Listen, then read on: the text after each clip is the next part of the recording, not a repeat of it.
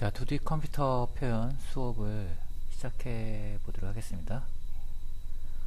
오늘은 온라인을 통해서 총 3번에 걸쳐서 그 영상을 만들 텐데요. 첫 번째 영상에서는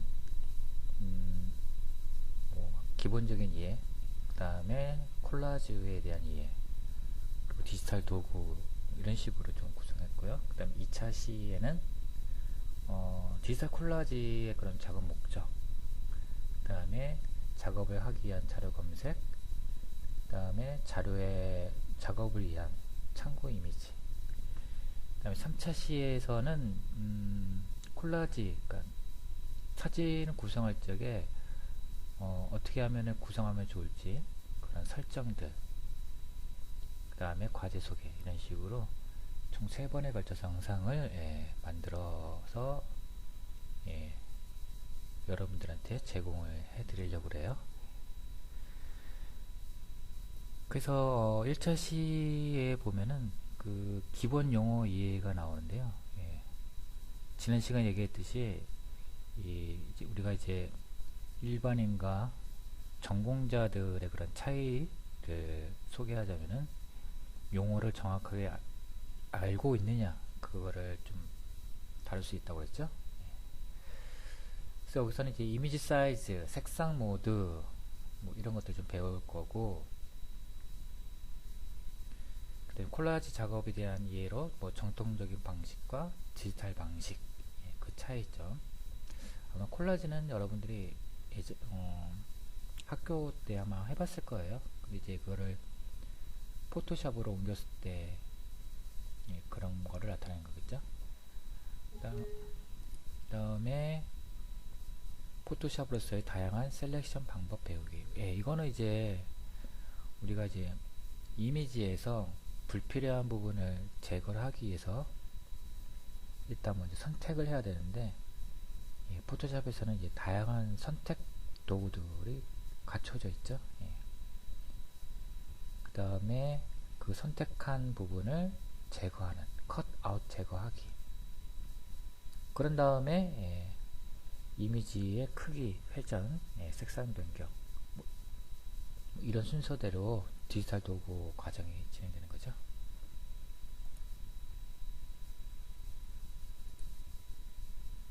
일단 제 첫 번째 RGB와 CMYK에 대해서 소개를 좀 해드리도록 할게요.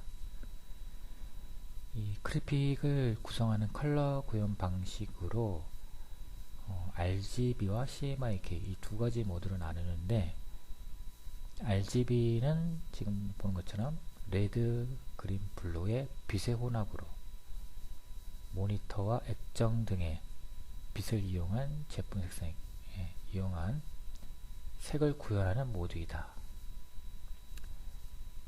여러분들이 현재 모니터 앞에 있을 텐데, 이 모니터가 현재 이 RGB 방식으로 색상을 구현한다는 거죠. 빛의 혼합이고, CMYK는 지금 보는 것처럼 샴, 마젠타, 옐로우, 블랙, 물감의 혼합이기 때문에 주로 인쇄, 프린트 제품에 사용된다 라고 되어 있어요. 그래서 하나는 빛의 혼합이고 하나는 이제 물감의 혼합이죠. 그래서 이 둘의 차이를 보면은 우리가 모니터에서 이미지를 보는 거랑 또 막상 이거를 출력해서 보는 이미지, 약간 미세하게 색상의 차이가 있다는 거죠. 아무래도 빛의 혼합일 경우에는 섞으면 섞을수록 밝아지는 경우이고, 물감의 혼합일 경우는 섞으면 섞을수록 어두워지는 그런 특징을 갖고 있죠. 그래서 지금 보면은 같은 이미지라도 RGB와 CMYK 이 모두만 바꿔도 약간 색상이 탁해지는 그런 경우인데, 이건 진짜 전문가들만 좀 발견해낼 수 있는 부분이고, 나중에 작업을 할 적에 나는 그냥 인터넷 온라인에서만 보여줄 거다 하면은 그냥 RGB 모드로 계속 하시면 되고, 나는 이걸 나중에 컴퓨터로 출력해서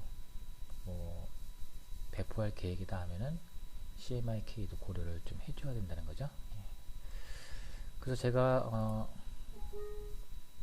여기 보면은 유튜브 링크를 지금 했으니까 여기서 참고를 해주시면 더 좋을 것 같아요. 자, 그 다음에 두 번째 이미지 사이즈라고 나오는데 이건 이제 화면 해상도를 나타내는 말이죠. 그래서 보면 모니터용과 인쇄용 이것도 둘 다 약간 차이가 생기죠. 뭐 아무래도 모니터용은 모니터 1인치당 가지고 있는 픽셀 수, 여기서 또 용어가 나오는데 지난 시간에 픽셀 방식과 벡터 방식 그 얘기를 하면서 픽셀이라는 얘기를 했었죠. 그 다음에 DPI는 도트 퍼 인치, 종이 1인치당 찍히는 점의 개수이다 라고 되어 있죠. 그래서 뭐 아무래도 점의 개수, 그러니까 픽셀의 수가 많을수록 사진의 이미지는 디테일해지고 정밀해지는 거겠죠. 선명해지고. 근데 이제 픽셀의 수가 적다고 그러면은 용량은 적겠지만 그래도 화질이 많이 떨어지는 그런 효과가 생기겠죠. 그래서 반면에 해상도가 높으면 파일 용량도 커진다. 이건 좀 당연하겠죠. 픽셀 수가 하나의 뭐 데이터를 차지하고 있는 거니까요. 그래서 보편적으로 사람이 인지할 수 있는 모니터 해상도는 72dpi고 인쇄는 300dpi다. 뭐 이 말은 뭐냐면은 인쇄 해상도 아니 모니터 해상도를 70 이상 높여도 모니터에서는 똑같다는 거죠. 기기만 판독할 수 있는 거지 72 이상 높일 필요가 없다는 거고, 인쇄는 약간 좀 다르죠. 인쇄는 보통 예전 방식은 300dpi 정도를 맞췄는데 요새는 이제 150까지, 그만큼 인쇄 기기가 좀 발달했다는 거죠. 그래서 우리가 이제 이 포토샵이라는 걸 처음 키게 되면은 이 이미지 해상도에 대한 부분들을 설정하는 부분이 나오는데 잠깐 보도록 할게요. 파일에서 새로 만들기. 그러면 이제 새로 만들기에서는 폭 이런 식으로 위드와 하이트에 대한 사이즈가 나오고 그 다음에 이제 해상도가 나오게 되는 거죠. 이 부분이에요. 픽셀당 인치라고 됐으니까 기본 해상도, 모니터가 갖고 있는 기본 해상도가 72가 가장 최적화되어 있다는 거고, 이거를 뭐 우리가 인치를 아니고 우리가 보통 센티미터를 사용하게 되는데 이걸 센티미터로 사용해주면 안 돼요. 꼭 인치로 해줘야 돼요. 그래서 이거는 1인치당 72개의 픽셀이 구성되어 있는 거고, 그다음에 만약에 이제 여기서 내가 나중에 나는 이거를 출력으로 목적을 할 거다 하면은 처음서부터 이렇게 이런 식으로 처음서부터 해상도를 72보다 한 두세 배 정도 높게 해놓고 작업을 한다는 거죠. 이게 참 중요하고 기본적인 부분이에요. 마찬가지로 여기 링크가 있으니까 이 링크를 보고 제 내용이 좀 이해가 안 되면은 링크를 꼭 유튜브 가서 관련된 용어를 검색을 해보면은 더 설명을 자세하게 해줄 거예요. 그래서 그 뒤에 나오는 것들이 이제 제가 방금 얘기한 부분이죠. 포토샵에서 파일을 새롭게 만들거나 그 다음에 기존 파일을 재생할 때 가로 픽셀 사이즈와 함께 해상도, 그 다음에 컬러 모드를 조정한다. 그래서 이거에 대한 이해를 정확하게 하고 있어야지 내가 나중에 이거를 조정할 수가 있게 되겠죠.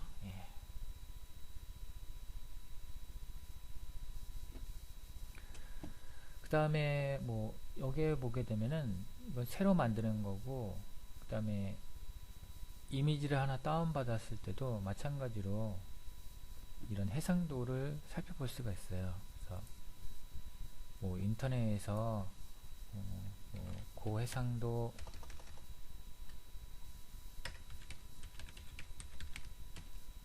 고해상도 이미지를 내가 다운받고 싶다.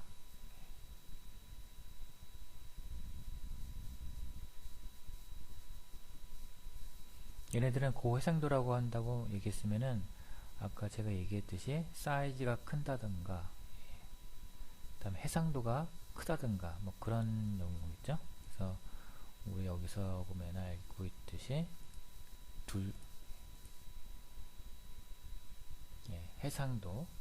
해상도는 1인치당 픽셀의 수, 그 다음에 가로 세로 여기 사이즈, 요게 다 연관되어 있는 거죠. 그래서 해상도가 큰 이미지다 하면은 이 위드와 하이트 사이즈도 크고, 레졸루션은 경우에 따라서 300일 경우도 있고 보통 72이 경우인데 한번 다운을 받아 보도록 할게요. 사이즈가 큰지 작은지. 그래서 고해상도를 하나 보고, 여기 보니까 20560, 1600, 이렇게 큰 사이즈가 있다는 거죠. 그래서 이거를 다운로드를 받아서, 얘는 보니까 1056이 사이즈이고, 실제로 작업할 때는 우리가 좀 선명한 이미지, 사이즈도 감안을 해서 다운을 좀 받아줘야 돼요. 그래서 하고 포토샵에서 열기로, 그 다음에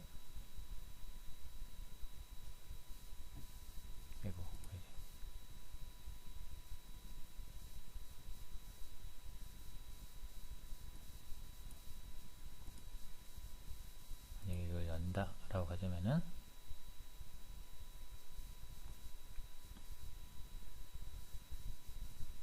여기서 기존의 이미지 해상도를 보고 싶다면은 여기 이미지의 이미지 크기, 이게 지금 현재 국문으로 되어 있는데 만약에 영문으로 되어 있다면 이미지 사이즈가 되겠죠. 그래서 이걸 클릭해서 보면은 지금 보는 것처럼 폭은 위드는 1000이고 높이는 562 픽셀, 그 다음에 여기에 해상도가 96으로 되어 있죠. 72보다 약간 높게 지금 설정되어 있다는 거죠. 되게 선명한 사이즈도 크고, 이런 식으로 확인할 수가 있게 되는 거예요.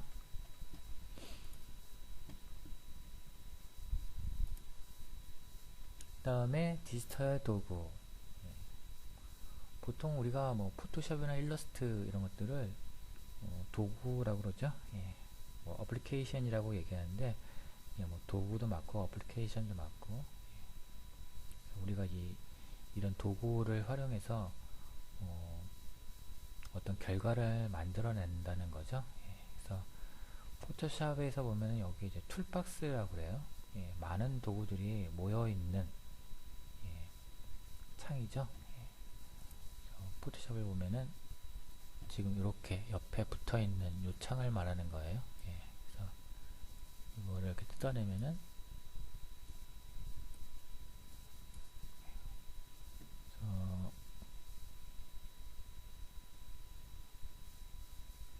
여기에 열 몇 가지의 도구들이 있는데 우리가 여기서 도구만 하나만 클릭해서 사용할 수도 있지만은 클릭할 때마다 상단을 좀 많이 유심히 봐줘야 돼요. 이거랑 연결되어 있거든요. 그래서 얘를 클릭하면은 여기에는 세부적인 옵션이 이 창에 떠 있는 창으로 바뀌게 되는 거죠. 그래서 각 옵션을 통해 좀 더 세밀한 작업을 할 수 있게 되는 거죠.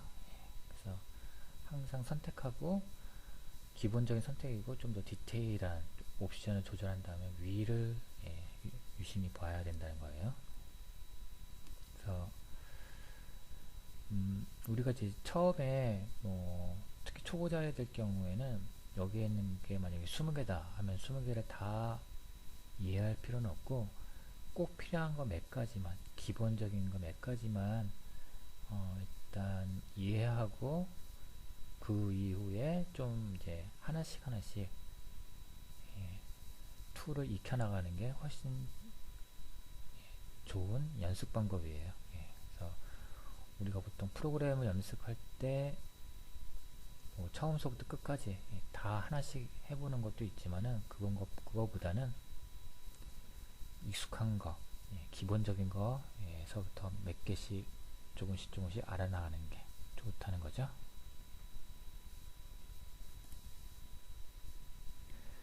자, 그 다음에 이제 콜라지에 대한 이해 부분을 소개해 드릴게요. 콜라지는 화면에 보고 있듯이 여러분들이 종이에다가 이렇게 오브제라고 하죠.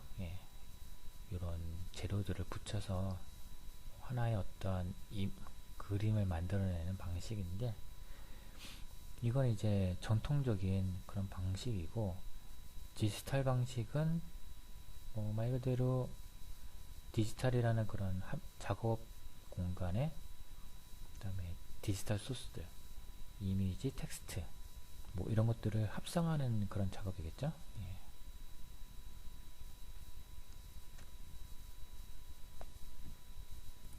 그래서 디지털 콜라지에 대한 잠깐 이론적으로 좀 이해를 하면은 방식은 콜라지이지만은 여기 이제 몽타주 이론이라는 게 들어가 있어요. 같은 지면 위에 여러 장의 사진이 게재되어 있는 경우 사진의 조합이나 크기, 배치 방법 등에 따라서 인상이 크게 달라진다. 같은 사진이라도 두 개의 사진이 결합될 경우 다르죠, 지금. 하나는 슬픔, 하나는 배고픔, 이렇게 나눌 수 있다는 거죠. 그래서 몽타주 이론은 사진들 관계성으로 상황을 암시하는 기법이다. 그래서 몽타주는 프랑스어로 조합한다, 조립한다의 뜻이다. 이미지를 조합한다. 그래서 다양한 컷 사진들을 조합해서 다양한 의미를 만들어낼 수 있는 기법이다 라고 되어 있죠. 그래서 우리가 콜라지라는 방식을 이용해서 주제를 정한 다음에 그 주제에 맞는 이미지들을 배치하는 그런 작업이라고 생각하면 좋을 것 같아요. 또 그와 함께 제가 또 이 클래스에다가 그 화면 우위성 효과와 관련된 PDF 파일을 올려놨는데, 이것도 똑같은 말이에요. 이것도 한번 보면서 또 보도록 하죠. 화상 우위성 효과, 이 말은 이 사례를 보면 알 수 있을 거예요.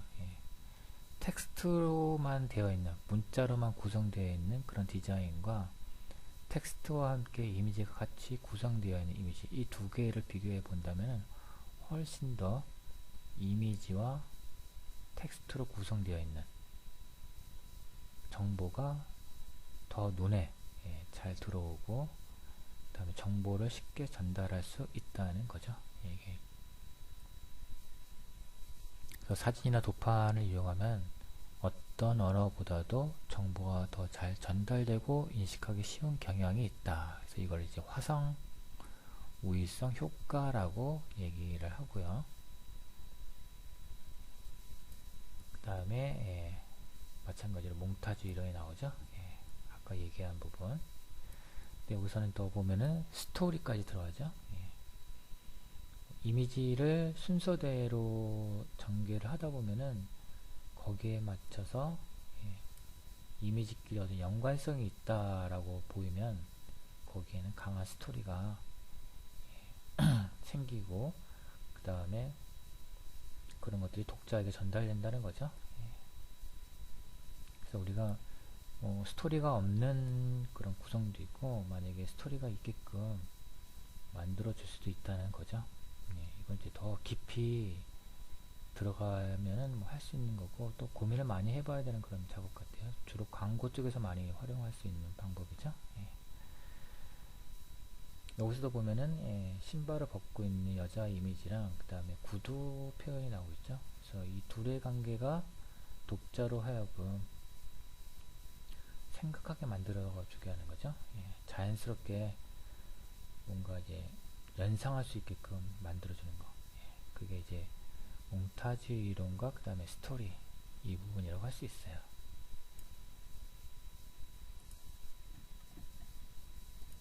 그래서 뭐 간단하게 사례를 보면은 우리가 이제 사진과의 그런 관계성이잖아요. 그래서 이제 여러분들이 지금 이제 과제를 하게 될 텐데 그 여러 가지의 그런 이미지들 중에서 다는 넣을 수 없고 이제 선택해서 넣어야 되는데 이 관계성을 좀 살펴보고 넣어야 된다는 거겠죠. 그래서 아무래도 대상과 관련된 좀 어울리는 거, 그 대상과 좀 돋보이게 할 수 있는 그런 이미지들을 이미지들을 조합을 해야겠죠. 하나는 안정감을 줄 수도 있고 하나는 약간 불안한 위험함을 줄 수 있다는 거죠. 이건 이제 단적인 사례이고요. 이 콜라지 방식은 뭐 대표적으로 사용하는 분야는 패션 쪽이라고 할 수 있죠. 패션 디자인에서는 뭐 이런 식으로 약간 디자인의 트렌드를 보기 위해서 콜라지 방식으로 작업을 많이 하고 있어요. 그래서 이미지와 텍스처 등을 조합해서 뭐 다음에 약간 유행하는 그런 트렌드는 무엇이냐 이런 것들 예측할 적에 콜라지를 많이 사용하고요. 그 다음에 이건 지금 광고 쪽에서 활용된 콜라지 방식의 결과 이미지들이죠. 가운데에 제품을 배치하고 그 주변에는 이 광고와 좀 어울릴 만한 이미지들을 배치를 해서 이 대상이 갖고 있는 느낌을 연상에 전달을 해주고 있는 거죠.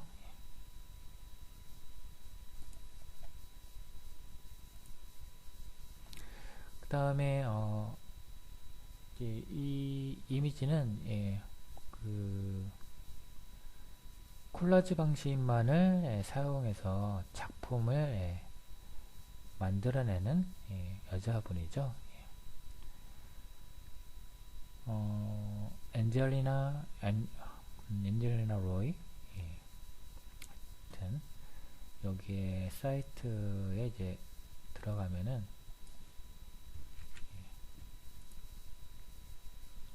마찬가지로 뭐 흔히 우리가 볼 수 있는 그런 사진이죠. 진공청소기, 그 다음에 해안가의 해안가 사진들.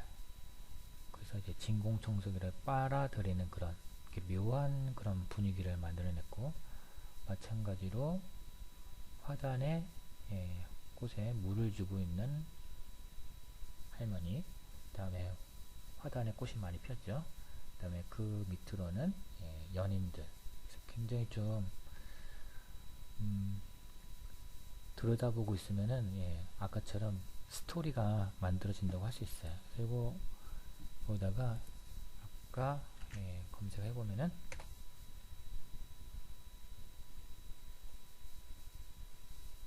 그 작가의 사이트로 연결이 돼서 많은 작품을 살펴볼 수가 있다는 거죠.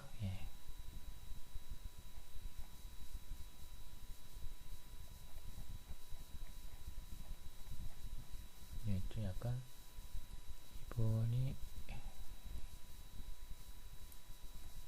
지금은 좀 다른 방식으로 또 작품을 만들어내고 있네요. 포트폴리오를 볼까요?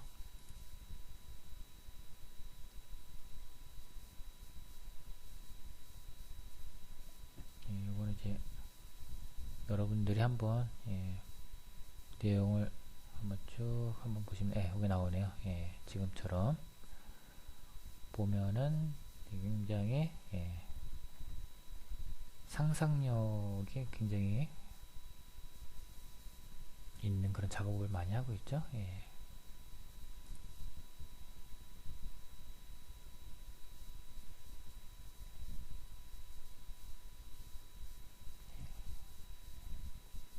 콜라지 방식을 보고 있고요. 그 다음에 우리가 이제 오늘 배울 내용 중에 포토샵 내용 중에 배울 내용은 이미지 커트예요. 콜라지를 하기 위해서는 우리가 사각형으로 되어 있는 이미지를 배치하는 것보다는 지금처럼 필요 없는 부분을 제거를 해서 이미지를 배치를 해야지 훨씬 더 자유롭게 작업할 수가 있거든요. 그래서 이런 이미지에서 불필요한 부분을 제거하는 거, 컷 아웃이라고 그러죠. 요거를 이제 집중적으로 배우려고 그래요. 그래서 컷 아웃을 하게 되면은 또 지금 보는 것처럼 이 배경이 있고 없고에 따라서 인상이 달라진다고 그래요. 그죠? 그래서 아무래도 사각형으로 되어 있는 배경이 있는 상태에서 하게 되면은 이 고정된 레이아웃, 정돈된 인상을 줄 수 있지만은 지금처럼 자유롭게 구성하고는 좀 어렵다는 거죠. 그래서 배경이 없으면은 레이아웃의 자유도가 높아서 사진의 강약을 조절할 수 있다라고 되어 있죠. 반면에 사각형이 유지되고 있는 배경이 있는 경우에는 차분한 분위기를 연출하고 반면에 좀 답답한 인상을 주기도 한다. 여기에는 나와 있는 것 내용들 사진의 특성이죠. 배경이 있고 없고에 따라서 이런 것들을 여러분들이 어렴풋이 알고 있는 것보다는 정확하게 알고서 좀 작업을 하면 좋다는 거죠.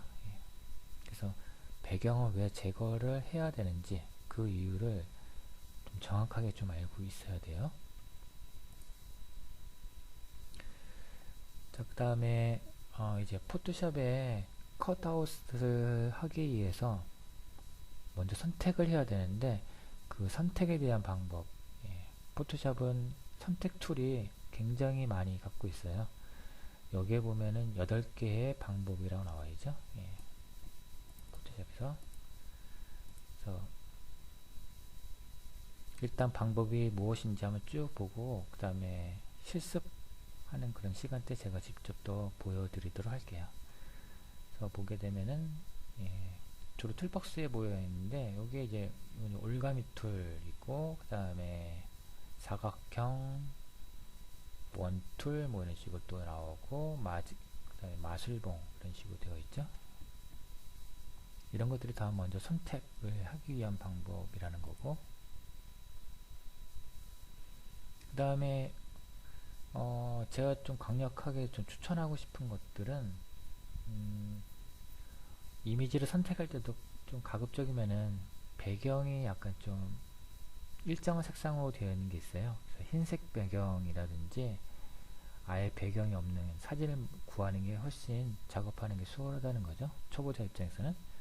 그게 왜 그러냐면은 이미지를 제거를 하는 시간이 너무 길어지면은 또 작업 시간이 많이 연장되기 때문에 지루할 수 있겠죠. 그래서 가급적이면은 초보자한테는 배경이 약간 일정한 거, 흰색인 게 가장 효과적이라는 거죠. 그런 다음에 여기서는 이제 지우개 툴 밑에 보면은 매직 이레이저 툴이 있는데 이 마술봉 툴과 지우개 툴이 약간 결합된 거예요. 그래서 클릭만 하면은 그냥 이미 이 배경에서 일정한 색상이 사라지게끔 하는 그런 방법이죠. 이것도 제가 또 실습할 때 좀 보여드리도록 하고요. 그 다음에 사각형 원툴, 이미지의 그런 모양을 보면서 선택을 해주면 되는 거고, 그 다음에 불특정한 영역 선택할 적에 폴리곤한 라스툴은 지금처럼 이렇게 직선으로 되어 있는 면이 직선일 때 그때 선택해 주면 되고, 예, 그 예절도 마찬가지로 특정한 범위를 선택할 수 있는 툴이라는 거죠. 그 다음에 우리가 또 포토샵에서 기본적인 그런 방법 중에 중요한 거는 레이어를 활용하는 거예요. 그래서 레이어를 활용할 때도 보통 한 레이어에 이미지, 텍스트들을 배치를 해야겠죠. 그래서 레이어를 배치하는 이유는 자유롭게 이동하고 변형하고 그러기 위해서 레이어를 활용한다는 거죠. 그래서 그 다음에 있는 사진이 이제 그 대표적인 사례인데, 지금 보는 것처럼 결과물은 이렇게 나타내져 있는데, 지금 요소 하나마다 레이어를 이제 배치를 해서 레이어를 구성해서 자유롭게 하나씩 선택해서 그 해당되는 레이어를 수정한다는 거죠. 그래서 보통 콜라주 작업할 적에 레이어 개수가 한 30개에서 40개 정도 이렇게 배치될 수가 있겠죠. 자, 이거는 제가 좀 이 영상을 마무리하고 그 다음에 실습으로 이 컷아웃하는 과정을 좀 보여드리도록 할게요. 그래서 인터넷에서 여러분들이 사각형, 원형, 배경에 있는 흰색 이미지, 그 다음에 배경에 있는 사진, 이런 식으로 좀 자료를 미리 다운로드 받고 그 다음에 제가 이제 컷아웃 하는 방법을 또 마찬가지로 소개를 좀 해드리도록 할게요. 영상 여기서 1차 시 영상 여기서 마치겠습니다.